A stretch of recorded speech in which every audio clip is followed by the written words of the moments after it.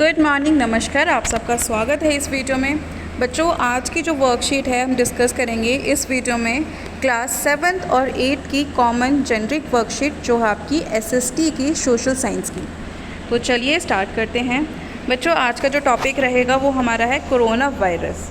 Corona virus क्या बच्चों, एक ख़तरनाक वायरस है। जब आप आमतौर पर फ्लू से बीमार होते हैं तो आपको बुखार, सर्दी और खांसी होती है और डॉक्टर आपको दवाई दिखते हैं और आप ठीक भी हो जाते हैं। लेकिन कोरोना वायरस फ्लू देता है तो यह कभी कभी लोगों की सांसों को प्रभावित करता है और इनके शरीर को भी कमज़ोर करता है, जिससे कि मौत आ सकती है। बेसिकली आपको पता ही है कि कोरोना वायरस कितना डेडली वायरस है, वरना आपने आज तक नहीं सुना होगा कि इस तरीके से आप घर बैठ के पढ़ाई कर रहे हो, बिना एग्ज़ाम दिए बच्चे पास हो रहे हैं। क्यों? बिना एग्ज़ाम दिए बच्चे पास हो रहे हैं, ऐसा क्यों? क्योंकि ये जो कोरोना वायरस है बहुत ही ख़तरनाक वायरस है। कोरोना वायरस बच्चों क्या है, बहुत ख़तरनाक वायरस है।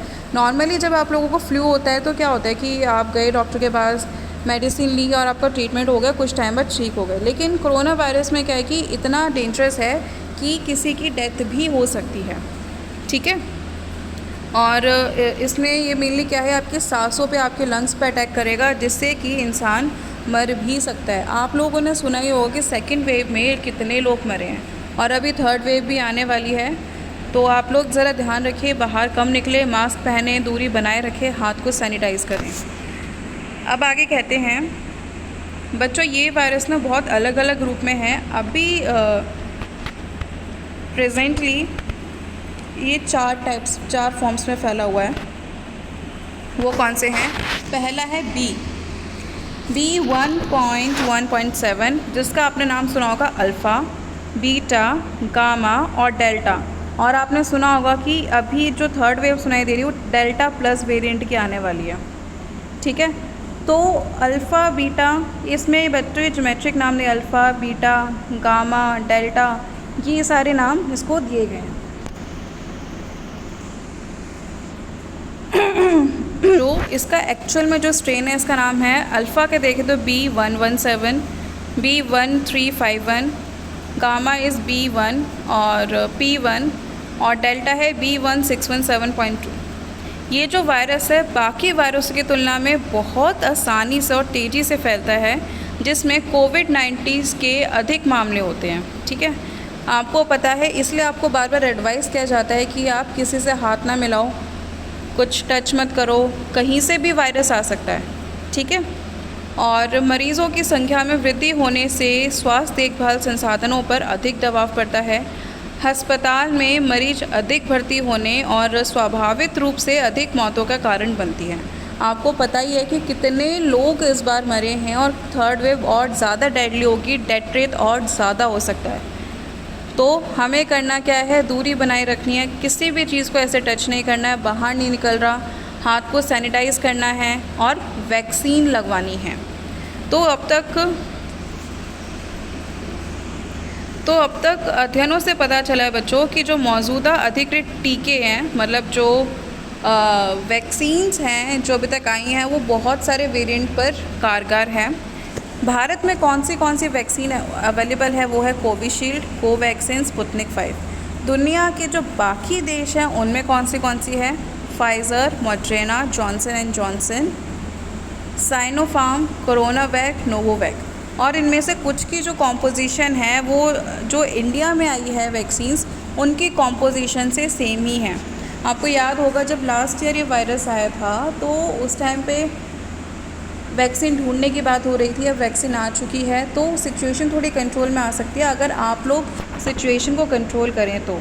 आपने अभी न्यूज़ भी पढ़ी होगी,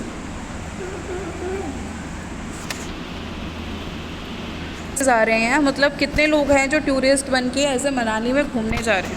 तो क्या इस समय पे ऐसे घूमना सही है? आप खुद ही सोचो, एक एरिया में जब 100 लोग घूमेंगे और वो 100 लोग आगे जाके किन 100 लोगों से मिलेंगे, तो कितने मास लेवल पे यहाँ से कोरोना फैलेगा। बच्चों, कोविड-19 से खुद को सुरक्षित रखने के लिए कौन से कदम उठाने चाहिए? आपके लिए उपलब्ध होने पर कोविड-19 की वैक्सीन ज़रूर लगवाएं। अपनी और दूसरों की सुरक्षा में मदद करने में हेल्प करें, जैसे कि मुंह मास्क जब भी पहने तो मुंह और नाक ढके होने चाहिए, और आपके साथ नहीं रहते तो उनसे 6 फीट की दूरी बनाएं।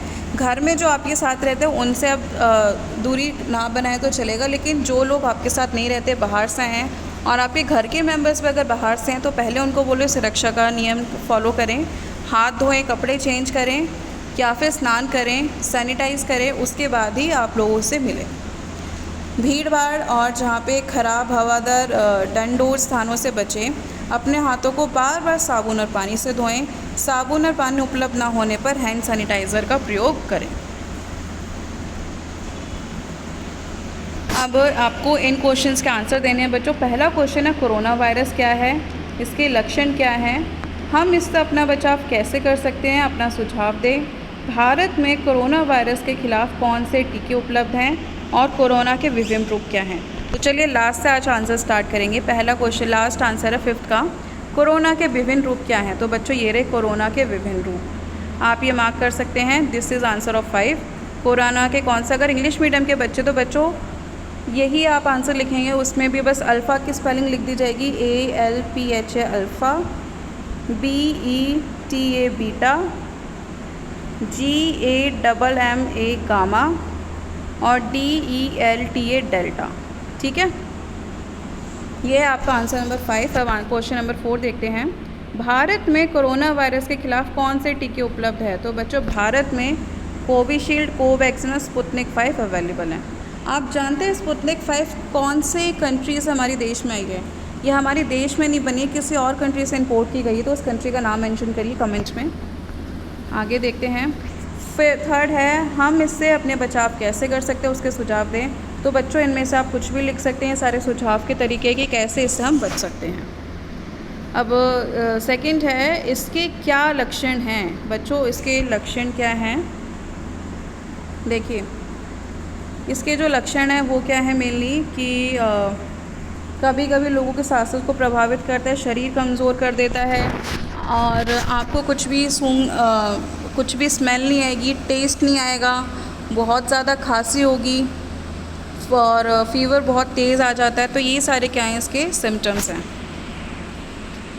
फर्स्ट क्वेश्चन है कोरोना वायरस क्या है। तो बच्चों आप सबको ही पता है क्या है, एक ख़तरनाक वायरस है जो आमतौर पर फ्लू से ठीक है, ये ख़तरनाक वायरस है जिससे कि कोविड-19 होता है और उसके सिम्टम्स क्या, उससे बचाव क्या है, वो सब आप लिख सकते हैं। और इसके बाद जो आपका अगला क्वेश्चन है वो है अपने परिवार के सदस्यों से पता लगाएं कि गतिविधि के पता लगाएं कि पहला कोविड-19 मामला कहाँ पे मिला था, कौन से देश में बच्चों सबसे पहले ये कहाँ पे आया था और उसके बाद पूरे विश्व में फैल गया। दूसरा है वैक्सीनेशन को बढ़ावा देने के लिए कोई एक स्लोगन और पोस्टर बनाएं। ठीक है, आपको 2 गतिविधि करनी है। वैक्सीनेशन को बढ़ावा देने के लिए कोई स्लोगन लिखो कि टीका है ज़रूरी, इस तरह से कुछ भी, या फिर आप पोस्टर बनाएं जिसमें आपको नीड ऑफ वैक्सीनेशन आप शो कर सकते हैं। और इसके अलावा एक क्वेश्चन ये है कि आपके परिवार की संख्याओं का नाम लिखने की टोटल कितनी संख्या है, 1 2 3, उसका नाम क्या है, जैसे कि पापा का नाम लिख दिया, उनकी आयु क्या है, उनको वैक्सीन लगी। आपको ये डाटा रेडी करना है। क्या आपके परिवार में जितने भी हैं, क्या जैसे कि उनकी आयु, आपके जो फादर होंगे उनकी आयु लगा लीजिए हुई 45, ठीक है, तो क्या आपके फादर को वैक्सीन लगनी चाहिए। तो यस। 2 डोज में कितने दिन का अंतर था, अगर कोविशील्ड लगी हो तो 84 डेज़ का हो सकता है, ठीक है, और कोवैक्सीन लगी होगी तो 1 मंथ का हो सकता है। वैक्सीन सेंटर का नाम आपने या फिर आपके फादर, मम्मी, पापा जिसने भी वैक्सीन लगवाई है उसने कहाँ पे जाके वैक्सीनेशन लगवाई है उसका नाम। तो बच्चों ये डाटा बहुत इंपॉर्टेंट है, ये डाटा ज़रूर रेडी कीजिएगा। और इसके साथ ही हमारी आज की जो सोशल साइंस की कॉमन जेनरिक वर्कशीट थी 7th 8th क्लास की, वो ख़त्म होती है। और इसके अलावा आप क्लास 7th 8th की जो दूसरी वर्कशीट है वो चेक करना चाहते हैं तो इस चैनल पर आपको मिल जाएगी।